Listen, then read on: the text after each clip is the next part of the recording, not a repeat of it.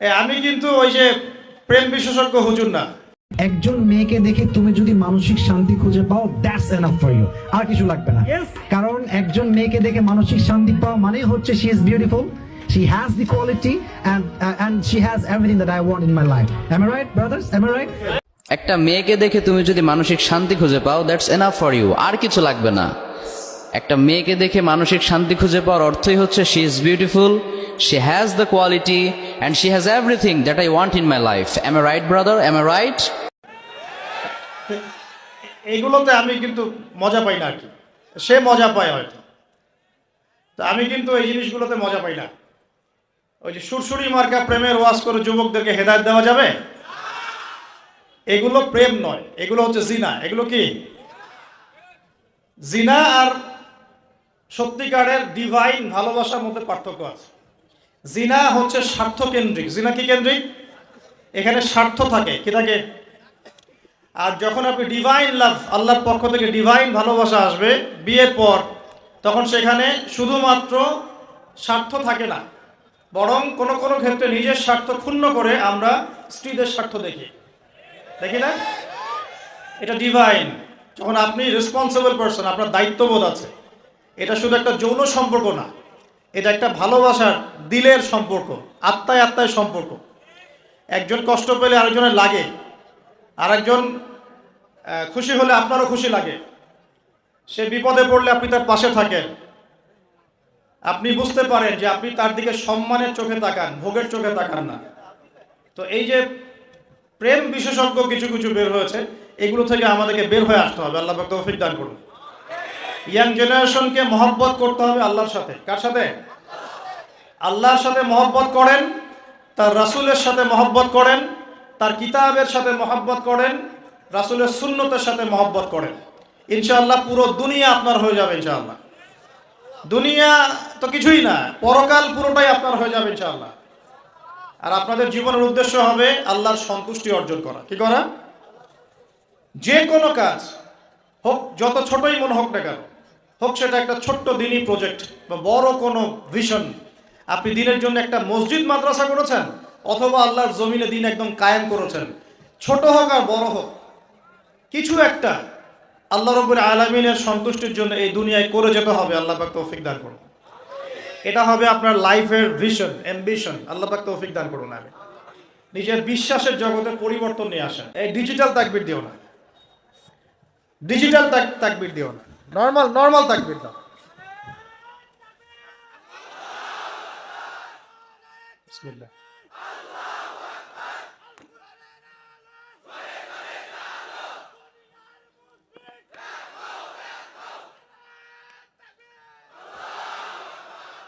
ভাই ঠিক আছে, শুকরিয়া।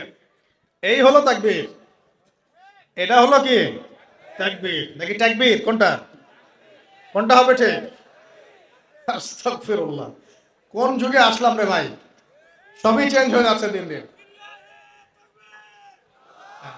আচ্ছা, ঠিক আছে ঠিক আছে, শুকরিয়া। প্রিয় ভাই, আমার দিকে খেয়াল করেন। রমজান মাসে কেবলা পরিবর্তন মানে নতুন জাতির উত্থান হবে তো ইনশাআল্লাহ। রমজান মাসে কোরআন নাজিল হওয়া, কোরআন নাজিলের মূল উদ্দেশ্য ছিল আবু জেহেলের সমাজটাকে পরিবর্তন করে মুহাম্মাদের সমাজে পরিণত করা সাল্লাল্লাহু আলাইহি ওয়াসাল্লাম। হয়েছে কি না? 23 বছরে হয়েছে না? আবু জেহেলের সমাজ মানে কি? যে সমাজে শিরকে ভর্তি ছিল। কি ছিল? এখন নাই? মুসলিম অমুসলিম উভয় সমাজে শিরক নাই? বহু মুসলিম কবর পূজা করে কিনা, মাজার পূজা করে কিনা? আছে না এগুলা? আপনাদের এলাকায় আছে কিনা আমি জানি না। আমি বহু জায়গায় ঘুরে আসছি বাংলাদেশের, বাপরে বাপ। এবং কোন কোন জায়গায় তারা এত বেশি শক্তিশালী, বলতে গেলে কল্লা কাটি ফেলাবে, একেবারে মাথা খারাপ। যাক, আল্লাহ পাক আমাদের সবাইকে সর্বপ্রকার শিরক থেকে বাঁচিয়ে রাখুন, আমিন। কবরে শায়িত ব্যক্তি আমার কোনো কল্যাণ অকল্যাণ করতে পারবে? সে আমাকে সন্তান দিতে পারে? সে আমার লাভ ক্ষতির মালিক? সে গায়েবের খবর জানে? তাহলে পরকালে আমাকে পুলসে পার করে দিবে? পরকালে শাফায়াতের যে বিষয়গুলো আছে, এগুলো কি? এগুলো হচ্ছে আল্লাহ পাকের অনুমতি ক্রমে তারা করবেন। আল্লাহ পাকের অনুমতি ক্রমে শহীদগণ সুপারিশ করবেন। কার অনুমতিতে? অনেক আলেম ওলামাও করবেন। হাফেজে কোরআন, এই যে হাফেজে কোরআন যাদেরকে পাগড়ি দেওয়া হলো, তোমরা আমাদের জন্য দোয়া করিও, তারাও কিন্তু সুপারিশ করবে। নবীগণ, নবী সাল্লাল্লাহু আলাইহি ওয়াসাল্লাম করবেন। এটা কি নিজের ইখতিয়ার না আল্লাহর অনুগ্রহ? কোনটা? এটা আল্লাহ পাকের অনুগ্রহ। সো আকীদা স্পষ্ট রাখবেন। এরপরে আসেন, তো যেটা বলছিলাম প্রিয় ভাই, আবু জেহেলের যুগ মানে কি? শিরকে ভর্তি। আবু জেহেলের যুগ মানে সুদে ভর্তি সমাজ। আবু জেহেলের যুগ মানে হচ্ছে মাদকে ভর্তি সমাজ। আবু জেহেলের যুগ মানে মেয়েদের অবমাননা। আবু জেহেলের যুগ মানে গোত্রীয় হানাহানি। এগুলো ছিল আবু জেহেলের যুগ। এখন এই সমস্যাগুলো এই বিশ্বে আছে কি নাই? তাহলে এই বিশ্বের প্রেক্ষাপটেও কোরআন নাজিলের সেই মর্ম চলবে কি চলবে না? একই বিষয় না? আবু জেহেলের যুগে যা ছিল এই বিশ্বে আমরা তাই দেখছি। আবু জেহেলের যুগে লাইলাতুল কদরে কোরআন নাজিল হয়েছে রমজান মাসে। তার মানে এখনো সেই একই হক আদায় করতে হবে কোরআনকে কেন্দ্র করে। কথা ঠিক কিনা? তাহলে এখন প্রশ্ন হচ্ছে কিভাবে করব? কিভাবে আমরা এখনকার জাহেলিয়াতগুলো দূর করে মুহাম্মাদের সমাজ প্রতিষ্ঠা করব? এটা ইম্পর্টেন্ট কিনা? রমজানের সবচেয়ে ইম্পর্টেন্ট বিষয় হচ্ছে কোরআন নাজিল হওয়া। আর কোন কোরআন? যেই কোরআন শুধু তেলাওয়াত করা হয় নাই, যেই কোরআন দিয়ে সমাজ পরিবর্তন করা হয়েছে। আল্লাহ পাক বোঝার তৌফিক দান করুন। আমরা কি চাই কোরআন দিয়ে সমাজ পরিবর্তন হোক? চাই কি? 6টা কাজ করতে হবে। রাজি আছি? 6টা কাজ করতে হবে। রাজি আছি? যদি কাজ না করতে পারেন তাহলে অহেতুক খালি ঠিক বেঠিক বলে লাভ নাই। রাজি আছেন কি না? 1 নাম্বার, প্রত্যেককেই আল কোরআন তেলাওয়াত করা শিখতেই হবে। রাজি আছেন? এমন একজন সাহাবী আপনি দেখাতে পারবেন না যিনি কোরআন তেলাওয়াত করতে জানতেন না। একজন সাহাবী দেখান আমাকে যিনি কোরআন তেলাওয়াত করতে পারতেন না। পারবেন? তার মানে শুধু কোরআনের আলো ঘরে ঘরে জ্বালো এই স্লোগান দিয়ে সমাজ পরিবর্তন হয় নাই। কোরআনের হক আদায় করেছেন বিধায় হয়েছে। আমরা কি রাজি আছি কোরআন তেলাওয়াত করা শিখবো ইনশাআল্লাহ? একজন ব্যক্তি বাকি থাকবেন না যিনি কোরআন তেলাওয়াত করতে পারেন না, এমন একজন ব্যক্তি বাকি থাকবেন না ইনশাআল্লাহ। রাজি আছেন? যার বয়স 70 হয়ে গেছে আপনিও কায়দা নিয়ে বসবেন ইনশাআল্লাহ। আপনার বয়স 80 হয়ে গেছে তাও কায়দা নিয়ে বসবেন ইনশাআল্লাহ। ও পড়তে পড়তেই মৌত হয়ে যায় তাও সমস্যা নাই। রাজি আছেন? কোরআনের হক আদায় করতেই হবে, আদারওয়াইজ এভাবে সমাজ পরিবর্তন হবে না। আবেগ দিয়ে, স্লোগান দিয়ে, জনস্রোত দিয়ে কোনো কাজ নাই। জনস্রোত দিয়েও কোনো কাজ নাই। কাজের মানুষ দরকার। কি দরকার? কাজের মানুষ দরকার। আপনি পঙ্গপাল দিয়ে কি করবেন? অ্যাক্টিভ কাজের মানুষ দরকার। দরকার কি না? শিক্ষিত যোগ্য মানুষ দরকার। অতএব আগে কোরআন পড়া শেখেন। আল্লাহ পাক তৌফিক দান করুন। আমি দোয়া করি আল্লাহ পাক আমাকে এবং আপনাদের সবাইকে নিয়মিত কোরআন তেলাওয়াত করার তৌফিক দান করুন। 1 নাম্বার, কোরআনের সাথে কোরআন নিয়ে গবেষণা করতে চান, আগে কোরআন তেলাওয়াত বাড়াতে হবে। তেলাওয়াত বাড়াতে বাড়াতে বাড়াতে বাড়াতে যখন আপনি দেখবেন প্রতিটা আয়াত আপনার ঠোঁটের আগে চলে আসছে, তখন আপনি হিফজ করাটা সহজ হয়ে যাবে। তখন অর্থটা বোঝা সহজ হয়ে যাবে, অ্যারাবিক গ্রামার শেখা সহজ হয়ে যাবে এবং গবেষণা করাটাও সহজ হবে ইনশাআল্লাহ।